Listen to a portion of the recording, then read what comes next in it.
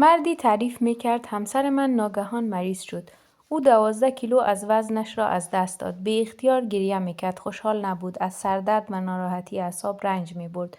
ساعت کمی میخوابید و همیشه خسته بود. رابطه ما در آستانه جدایی بود. او داشت زیباییش را از دست میداد و حاضر به بازی در هیچ فیلمی نبود. من امیدی نداشتم و فکر میکردم به زودی طلاق خواهیم گرفت. وحشت تمام وجودم را فرا گرفته بود. اول دعا کردم. ناگهان تصمیم دیگری گرفتم. میدانستم من زیباترین زن زمین را دارم. او بت زیبایی بیش از نیمی از زنان و مردان زمین است. پس شروع به سرریز کردن او با گل و بوسه و عشق کردم و هر لحظه او را سورپرایز می کردم.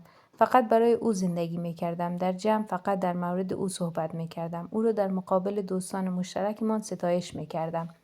او روز به روز شکوفا می شد و هر روز بهتر می شد.